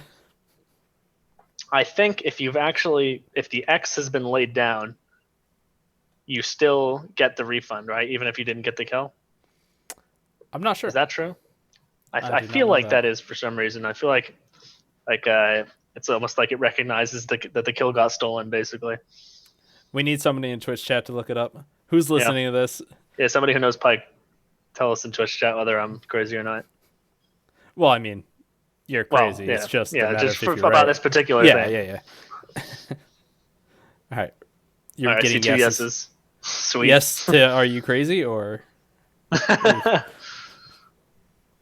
Temporary testament to my sanity. I think everybody's going crazy now that we're all staying inside though. There will be a green box around the picture on the assist. Okay. Good to know. Yeah, that's what I thought. Okay, yeah, and he gets the sack of gold. That's right. All right. And with that, we're going to be getting into game. Scuttle Crab versus Ocean, game 2. Can Ocean come back, or is Scuttle Crab going to be able to take the 2-0 on the night? Find out. And always remember to get figgy with it. I noticed It's so good. Will Smith has decided to show his face in our stream. I appreciate that. We actually contacted his manager, and they were okay with it. Yep. That picture was taken live in our studio. Yes. He's actually holding Fig Newtons.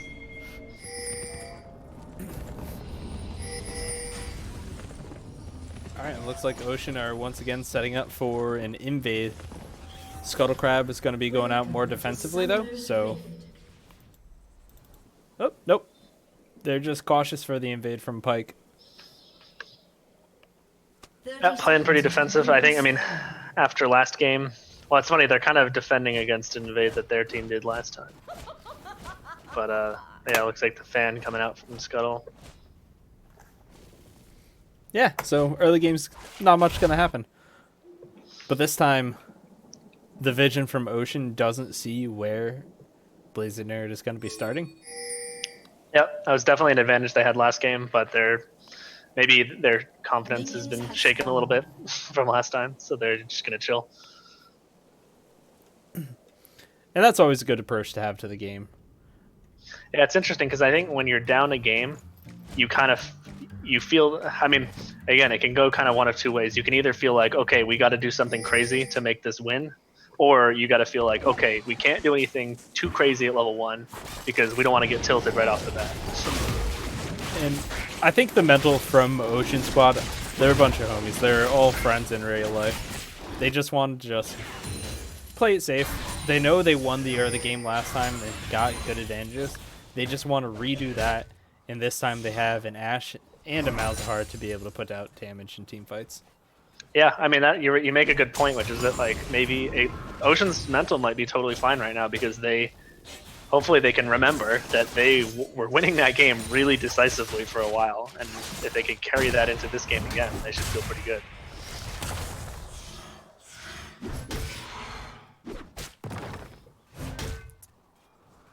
And Rubber Band Man on this orange slaps. He's played this champ in our in-house customs and is absolutely dominated on it. So we'll have to see if Dolma can go toe-to-toe with it. And Ornn is just a monster right now. Yeah, he's a really, really strong champion right now. Leona hook at bottom lane and Pike hook. Both AD carries getting jumped on. But it looks like Scuttle Crab gets the better of that trade, or maybe not. Heal coming out actually really early from Jinx there. Maybe he's just trying to predict the ignite if he thought they were going too hard. Better to heal early. Another hook coming out, but unfortunately it does not connect for Silky Bandit. And he's already up to full health after taking about half his health. Just spike things. Yeah, Scuttle Crab probably winning that advantage. Or winning that Meanwhile fight. at mid lane, Phoenix is going to get jumped on here. Slam comes down from the root. Zac comes in just a little too late. Aether Fox actually flashes away. They weren't feeling too confident about that. Now Blazing is going to take a bit more damage without the flash out. And overall, it's a lot of flashes, but not a lot of blood. Yeah, and it's lucky that Vashta Stampede was right there because that probably would have just been, if not a kill, one blown summoner for none. Yep, and instead actually it ends up going in favor of Ocean, where actually Aether Fox and Blazing Nerd both blew their flash, whereas Vash still has his. Yeah, and one thing to note is Aether Fox actually took the cleanse in this lane, which doesn't work against the Malzahar ultimate, but works against literally everything else. Yeah, all the other threats that they've got, yeah. He's thinking a little further than just the lane. Adoma getting the better end of some trades in the top lane, pushing Rubber Band Men down. Has to pop that potion. The last one he has is his inventory. Man, I don't know if...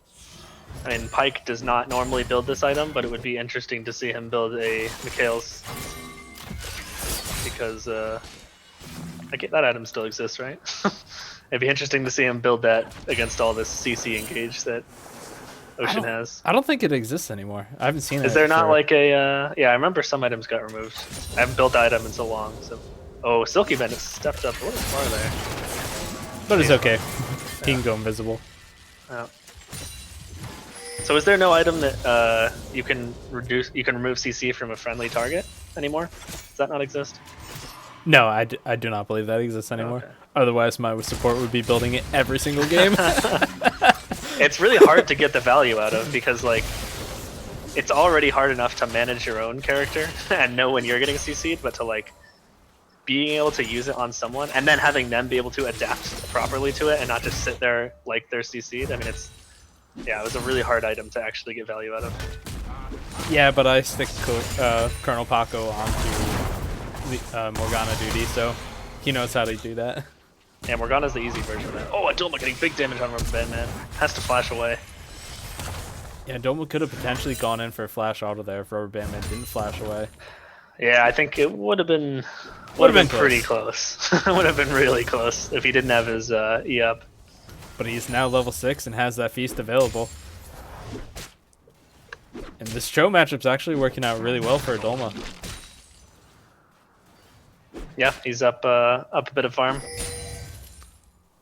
Teleport comes back in from Ornn. Zac is topside. They might try to look for something, but just gotta notice that Doma is backing away. Yeah, they probably know he was gonna back at that point. Well, definitely a bit more traditional laning going on here from both sides. Junglers kind of just looking, they're sensing things out, looking for opportunities, but not really trying to push anything too crazy. Yeah, it's definitely a slower game. For sure. Dash Stampede not really finding much after that one mid lane counter gang. I feel like both teams, have a bit to think about from last game, right? Where like Scuttle has to be scared of how the early game went, and Ocean has to be scared of how the game ended. So they're both kind of respecting their opponents here and trying not to do anything too crazy to set the game off in a bad way. That's very true. Vash Stampede is a level up over the Maokai, though.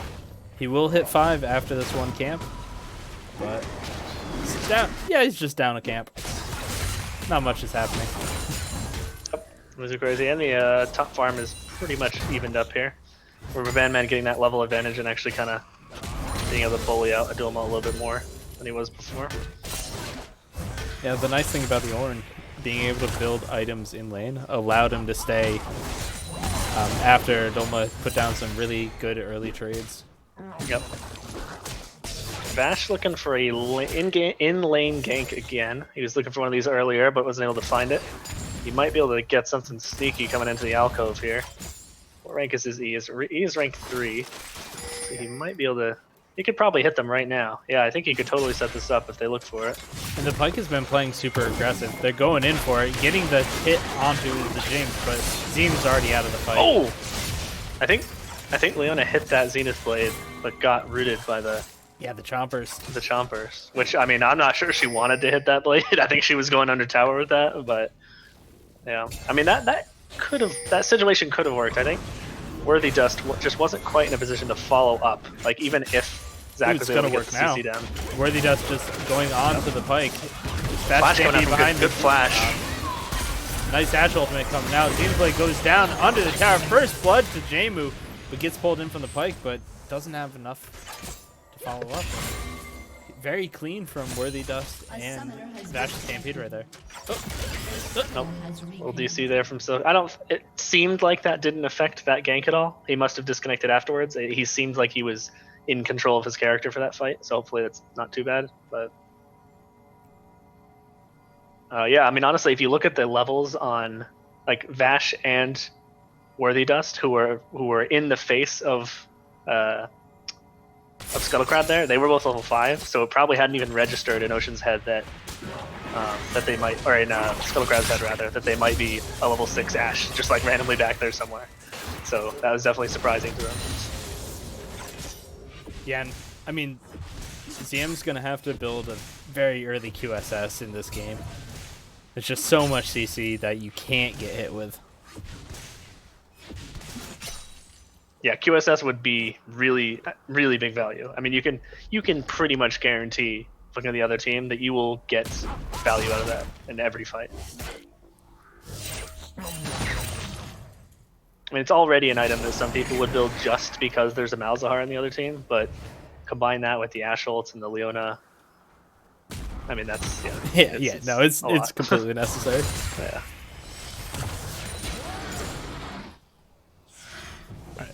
Another lull in the action coming out.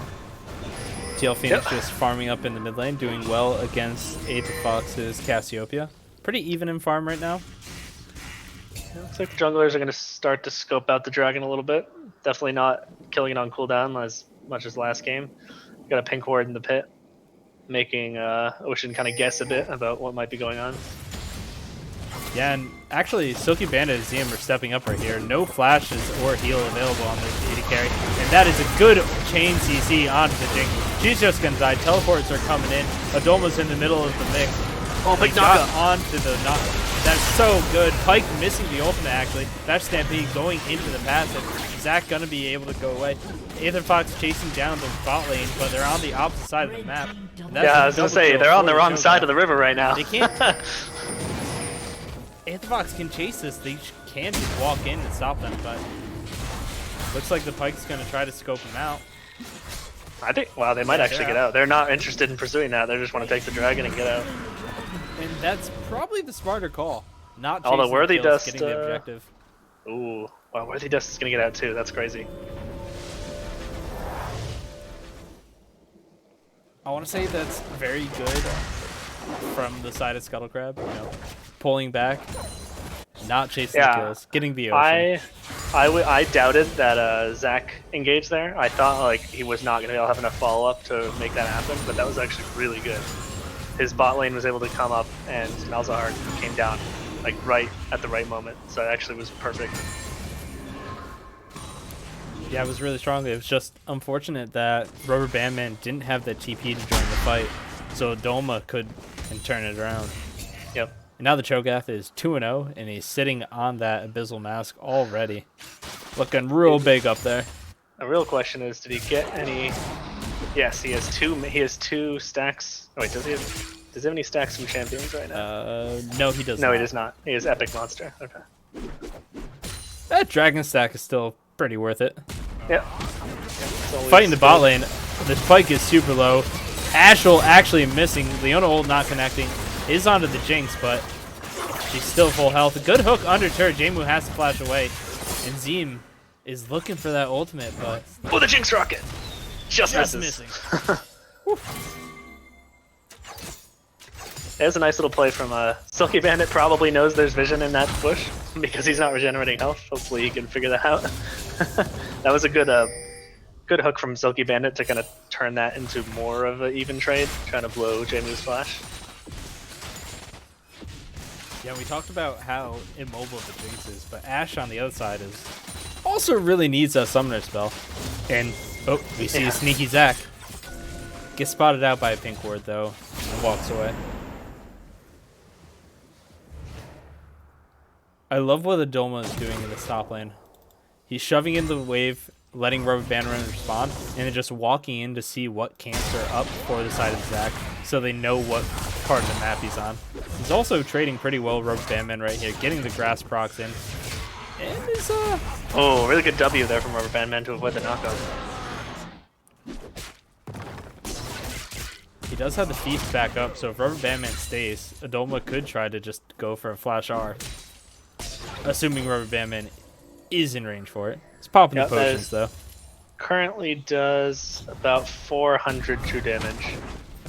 Rubber Bandman's got about twice that right now, but if he could take more poke, he's definitely getting close.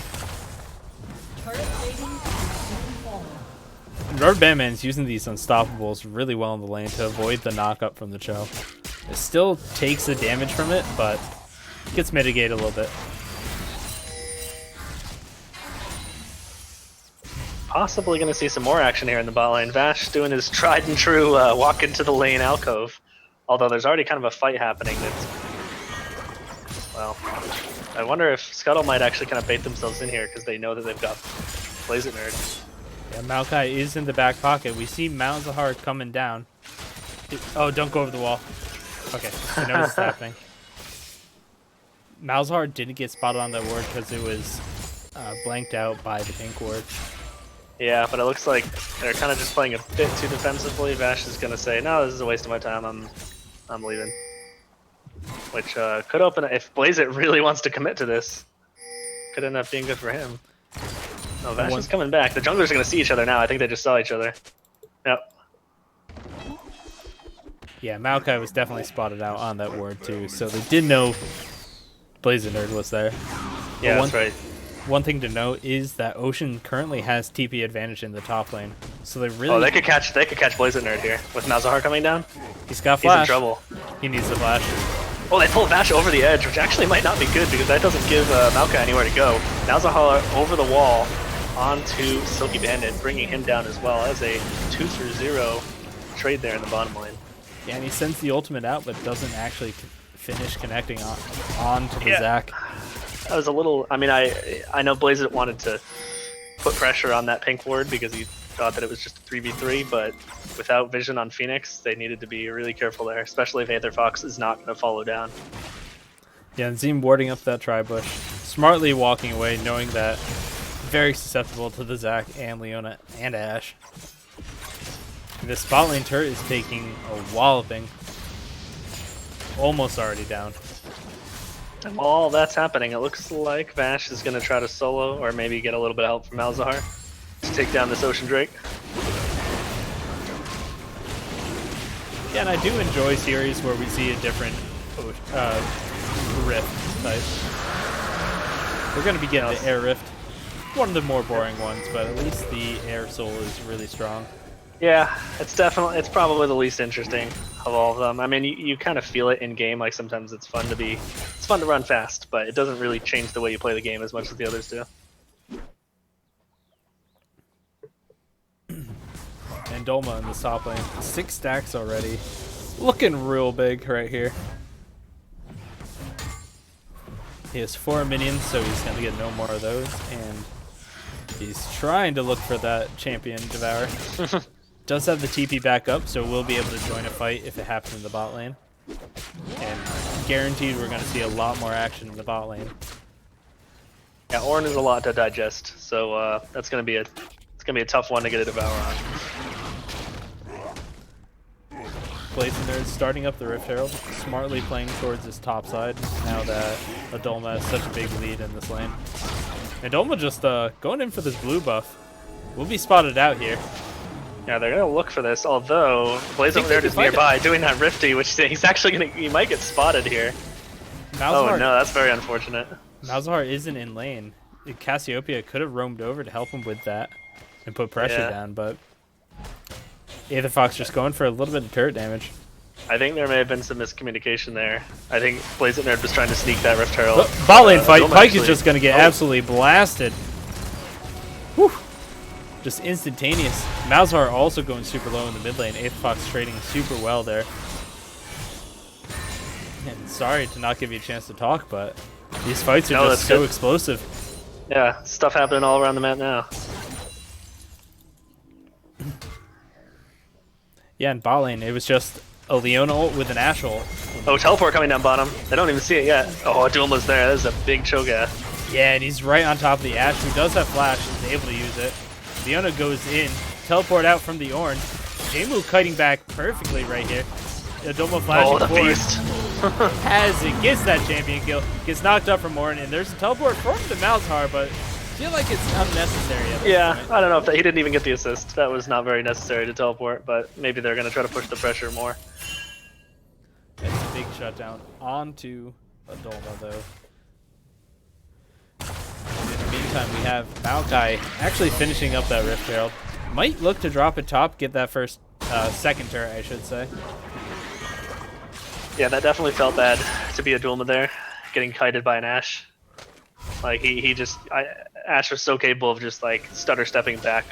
I mean, Adulma had full health when he teleported there, and by the time he really got up in Jmu's face, he was already almost dead. Oop, Ashe is in a bad place. Yeah, looking for a fight. He might be able to jump away, uses the ultimate to try to go. Has the flash, gets over the wall, uses the E to escape, and that is... He even got the Scuttle Crab, so... I mean, it's pretty sick. Yeah, he's down a flash, but up a Scuttle Crab, and it's one very dangerous situation. Oh, Ashe ult onto Aether Fox, who cleanses it pretty quickly, so no follow-up going to be there.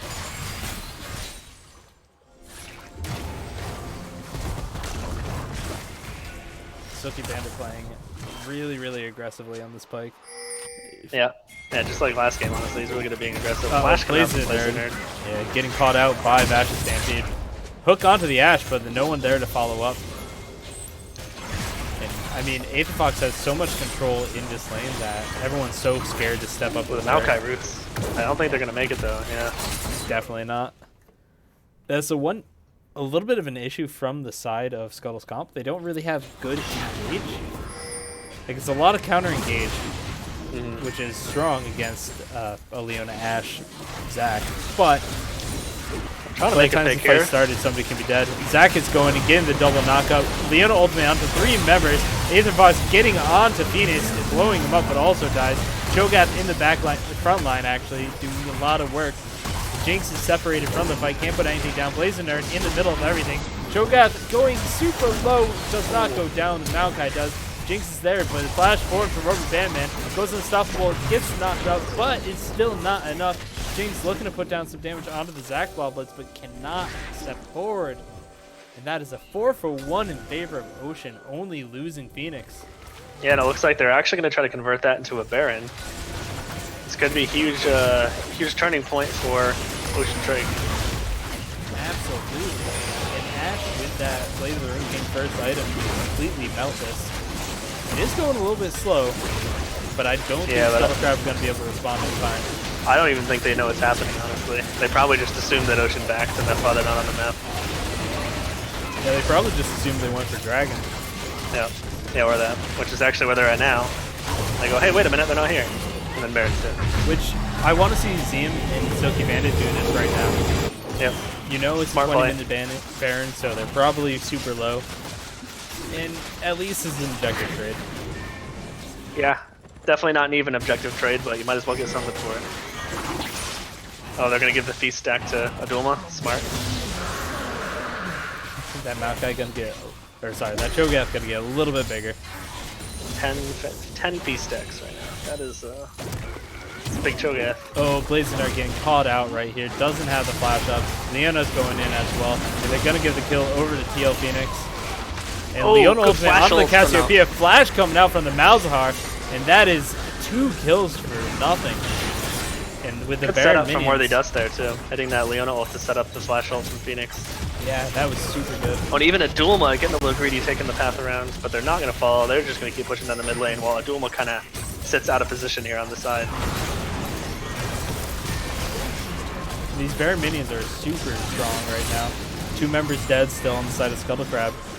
Orange just in the top lane doing his thing, getting a turret for himself as well. This mid lane inner is going to go down. I don't even have all 5 members here.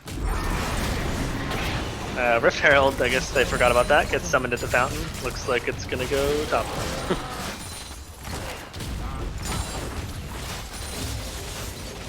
Yeah, and just like that, a huge gold lead spawning for the side of Ocean. Up 7k right now. Looking absolutely massive in this game. The momentum shift has been really quick over the past 5 minutes. Ocean has really started to take control of this game. And Quicksilver Sasha in chat saying Scuttle Crab now has 2 420s. Yeah, they do. Adulma also rocking a 420 right now. So good. Blazing Nerd actually able to escort this Rift up top. Yeah, look at that. They made it. Yeah. All right. That's one of the longest journeys I've seen Rift Herald go on. The tale of Shelly. Yep. From base to top lane. And then that's it. You can hear us read it tomorrow after the stream.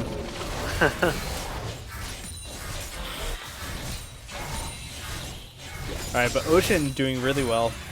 Getting a 7-1-5 Ashe. Looking super strong. Jmu putting in a lot of work this game along with Worthy Dust.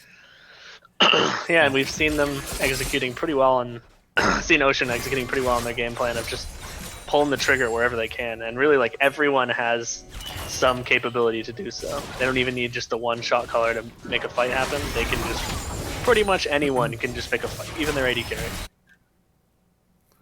Yeah, absolutely.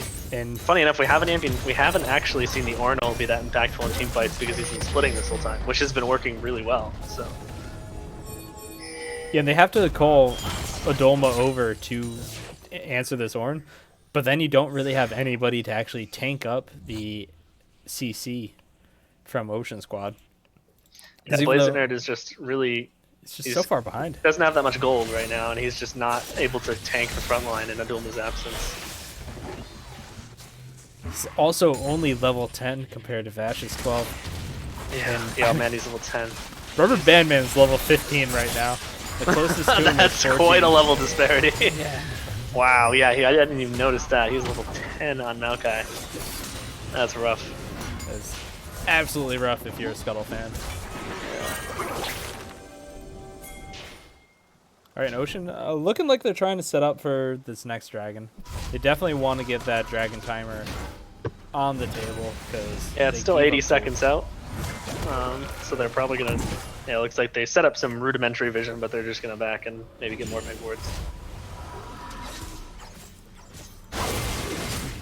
But getting that dragon soul for them is definitely very important. And since they have so much pressure on the map, they can easily play around it. But Scuttle Crab were lucky enough to be able to pick up the first 2 dragons. So they stalled it out for a while. Got that going for them. A little lessen the impact of the Drakes coming later. Still no QSS pickup from ZM right now. Yeah, and it's that's hard. Bold. It's very hard as a Jinx to itemize the QSS over a Zeal, because you do need to be able to put out damage in T-fights. And just an IE is definitely not enough when you have an Ornn sitting on 2 items with an ornament. Yeah, I mean, it's really tricky. He might just have to compensate for the fact that he doesn't have a QSS right now with his positioning. Because, yeah, it's really hard, especially when you're behind, when you're 0-2 on Jinx, like, to get your core damage items. Or to slow that down even further by getting a QSS is really rough. I think Scuttle Crab right here should just make the call to give up this dragon. You don't want to fight. Looks like they're not gonna though. Cho'Gath's gonna rock it. Oh, good Leona ult. Sends a whole bunch of them. Ornel goes through 4 of them. Oh my god, that's so much CC. They do have a good amount of disengage though. The Maokai is here with the roots, but Dolma's already down. Jinx on the backline trying to do what she can, but the Hornet is big so knockup tanky. from Rubber Band Man. Rubber Band Man coming out huge right there. Getting a double kill, going for ZM as well. Unfortunately, doesn't get the knockup. Zach going in, chasing Cassiopeia away from this fight. He does have the ground. Going for Leona. Gets a shutdown. Aether Fox turning on to Phoenix. Gets the kill. But unfortunately, that's already 4 members down for Scuttle Crab. Yeah, definitely lessening the impact of the disaster there with Aether Fox taking down 2 members, but for the most part, still pretty bad. This is gonna open up the inhibitor for the side of Ocean. 16-6, 46,000 to 39. Ocean is looking like they're gonna steamroll this game. Oh, that's 1 inhibitor down at least. I mean, we've seen that, you know, Scuttle still has some fight left in them. And they still wanted to take that fight at the dragon for whatever reason, and Aether Fox was able to pick up 2 kills, which gives him some much-needed gold. But and you did see it, right? The game plan from Scuttle Crab is super solid. They can peel back, they can leave a Dolma in the front line to tank up while the back line does a lot of damage. The fact is, Jinx is just way too far behind right now to actually be able to put out anything in this team fight. yeah, definitely. It was so close to working, but they're just too far behind. Yeah, Scuttle's just got to find a way, I think, to stall the game out. I think they will benefit more right now from things dragging out and giving ZM time to itemize and actually be able to fight effectively in these fights. And he did just finish his second item, the Ruinous Hurricane, which is crazy in these close quarter fights that we've Stun on the seeing. Silky Bandit, but no kill coming out. Okay, Not scrappy yet. fight. Oh, Jinx able to flash away from the Leona ultimate.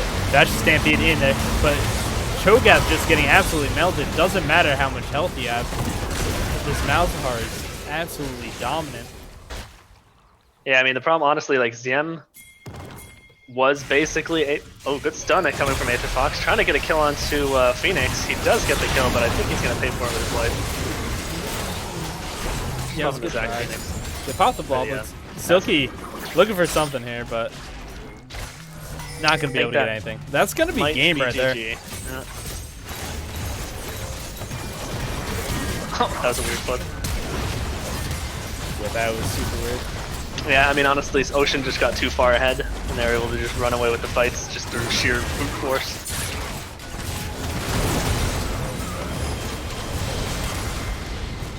That looks like a 2-0 victory for Ocean Drake over Team Scuttle Crab. And there you have it. Well, no, it's 1-1.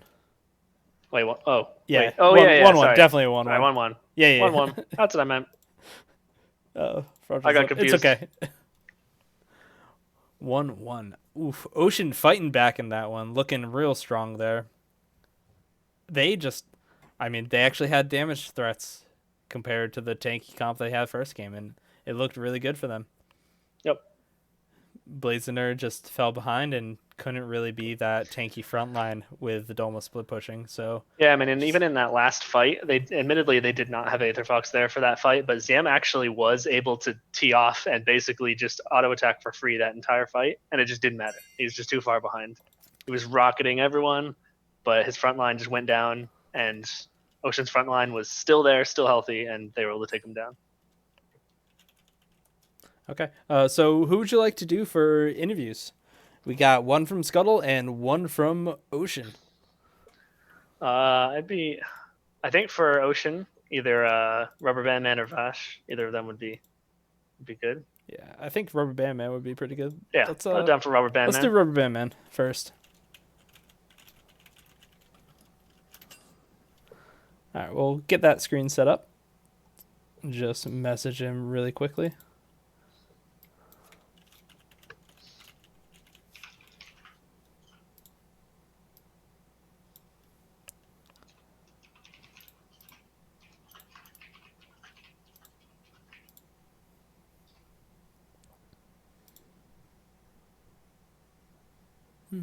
And gonna go ask Rubber Bandman if he wants to come up real quickly. Are you in Discord, by the way? Yes. Yeah, we have to do this in there. Oh, is So it Discord? yeah, Okay. jump into the Indigo Plateau, and I'll drop you down. Oh, wait, where is this? Oh, okay, got it.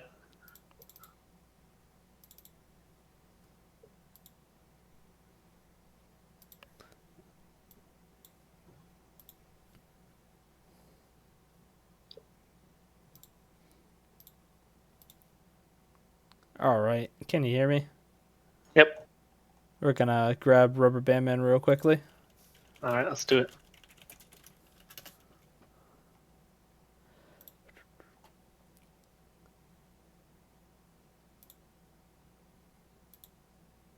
And then we can start thinking of who we want from Scuttle for that first game. Hmm.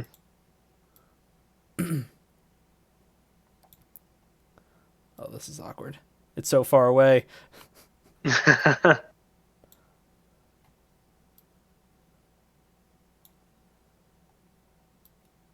We did it! No, damn. Why'd it move? Oh no. There we go. What room? What room are they in? They're there at we the go. bottom. Hey, Rubber Band Man, how's it going? Hey guys, how's it going? Doing well. Congratulations on that game. That was super impressive. Yeah, thanks. I'm super proud of the boys. It was a rough game one. The team comp wasn't really there, but we definitely came back, stayed strong in the mental, and it was just a really good second game. Yeah, really good. You didn't even die in the second one, as you guys ran away with it towards the second half of the game there. Yeah, I mean, Orin's a hell of a champion, isn't he? Yeah, he absolutely is. Yeah, definitely. How did you feel going up against Adulma, knowing that he's like one of the super high value players on Scuttle Crab? It was definitely interesting. I'm fairly new to top lane, and he was definitely more aggressive than I was. But I think overall, if I just went even and let my team do what they needed to do, and then still come down for team plays, dragons, pushes, I think it worked out fine. Yeah, it's looking good. And you're on Shen in game one too. I mean, even though you guys ended up losing that one, you still looked pretty good and still had a lot of global pressure early on. Did you guys plan before the game basically to have this like tank heavy comp because you wanted to experiment with it, or did it just kind of stumbled into it as Champ Select went on? It was partially planned, but we were planning on going different top lane. But I got kind of banned out partially, and then he picked what I was going to go, which was Urgot. So the Shen was just a fallback. Definitely, it needs some work. The Senna wasn't. It was good. It just not enough hyper carry damage to have that big of a front line. So we kind of fell behind. It was definitely a winnable game. We just needed to work together as a team a little better. Yep. Yeah, definitely. You guys actually started out really strong, and then it just kind of slowly crept away from you as the lack of damage started to make itself more apparent. Right. Got to the point where they were just too tanky, just that we couldn't put out the damage. Mm. Yeah, and your early game was super strong game one. Can you tell us a little bit about how Vash was communicating with the team, telling you guys where he was going to be on the map? Vash is doing great. We're definitely very vocal, or at least we're working on being very vocal. He's calling out rotations, where he's going, pathing, whenever he's backing. We're trying to coordinate so lanes aren't backing when he's looking for ganks, and we're just wasting time. Super strong callouts on bot lane, looking for ganks and rotating for dragons or whatever we're doing. So he's definitely looking like a very solid jungle. All right. Yeah, you guys are both looking great, and good luck in the future. Yeah, definitely. I appreciate it. All right. Yeah. Thanks for joining us, and good luck next week again in your matchup. We're gonna kick you definitely. out. Gonna kick All you right. out for now, and invite some from Scuttle Crab in to talk about All game right. one. Yeah, you guys have a good night. You too. Thank you Yep. very much. Oh, it looks like pretty much everyone from Scuttle Crab is offline, though. Oh, okay. Ooh, They're that having is a awkward. team meeting. Okay, well, I guess if any of them are online, then we'll take them. But other than that, I guess maybe we can be content with just a Ocean interview. Yeah, I mean, Aether Fox is online. Silky Bandit is. Yeah, I'll ask him. Yeah. Slicky Bandit is in the Discord, but he has been in the Discord for the past week. Oh.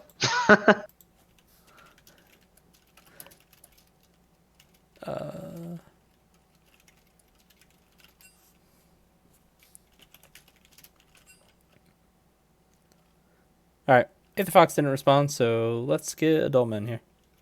All right.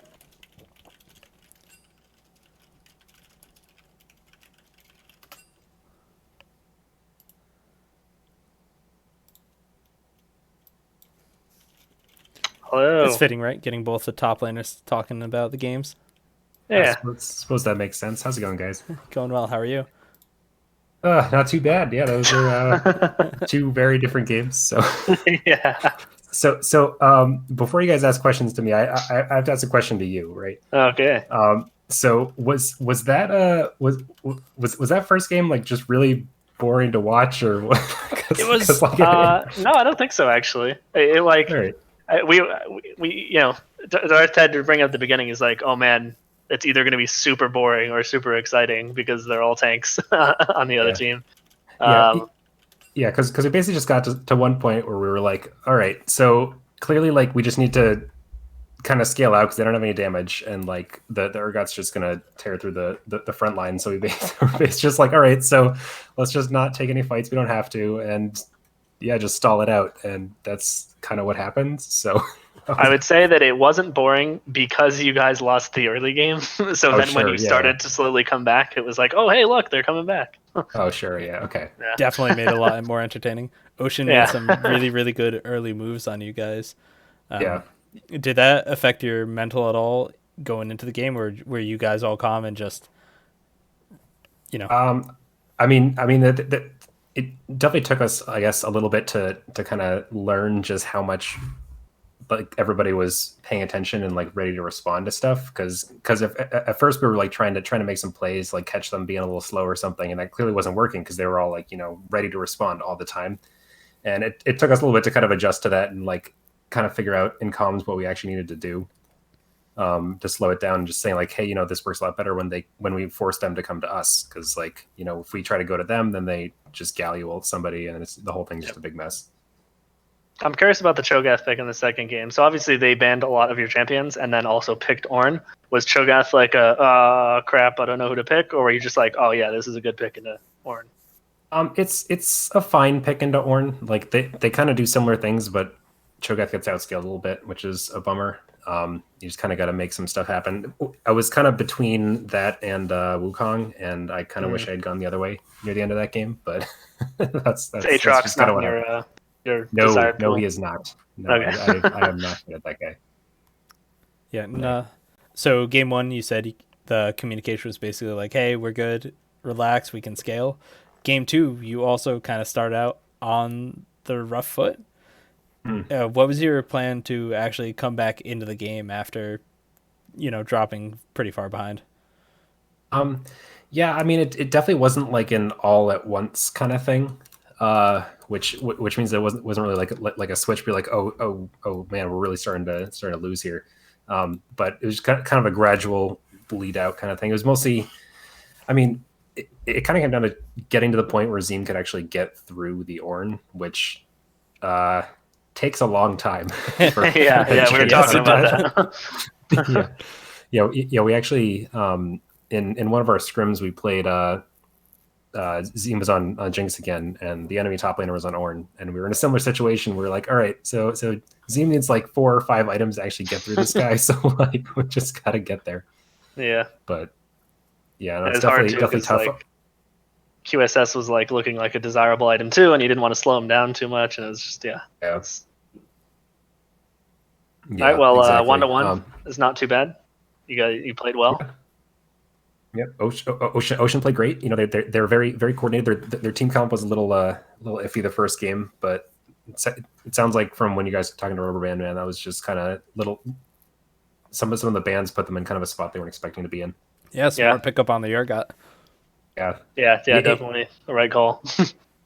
We're just saying that like they had 3 or 4 tanks picked in like the first couple picks, and we're like, all right, let's just get something that'll get through this. All right. Well, Oh, looks good. Yeah, thank you very much for joining us. It's good to talk Of to you. course. Yeah. Congratulations on the Yeah, 1-1. Yep. Yeah. Thanks. Got our first win. I always tell everybody that they're not a real team until you lose as a team and you win as a team. Oh, yeah, there you And go. You so did it both. yep, yeah, exactly. We're just on the fast track to being a real team. So Hell Perfect. yeah. Well, thank you very much for joining us. We're just going to do a little bit of a sign off right here. My name's Darth Ed. Thank you very much, Gulen, for joining me on the cast. It was wonderful to cast with you. Yep. Great to cast with you as well. Those were fun games. Yes, they were. And thank you very much, Rekt League. Please stay tuned for Monday night. We're going to be streaming I believe it's Air versus Mountain games, which are going to be super hype. Some old friends Sweet. going against each other. Awesome. Hell yeah. And remember to like, subscribe, and please check out our Patreon. We just started up. It takes a lot to run this, and, we're not made of money. Yeah, check out the website. It's super cool. That's some production value for people not getting paid very much. So go ahead and help Patreon.